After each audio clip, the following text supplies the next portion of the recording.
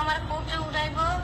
তারপরে আমার একটা কথা আছে, আমার যেমন তিলে তিলে শেষ করছে, ওরে আমার আবার একটা ফুটা দিবেন, ওরা আমি ফুটা দিন বেচতে চাই।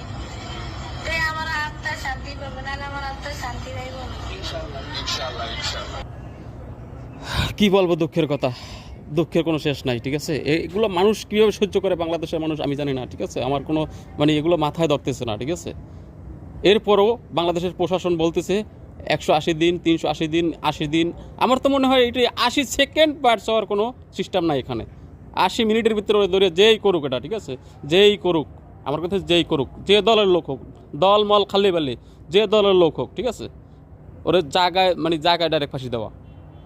ঠিক আছে, এটা আমার নিজের, আমি আমি আমি একটা ছোটো মানুষ, আমার অতটা মাথা এবং অতটা মেধা আমার এটা মাথায় কুলায় না। আমার শুধু এটা দেখে আমার মানে যেটা মনের ভিতরে হইলো সেটাই আমি আপনাদের জানাইলাম।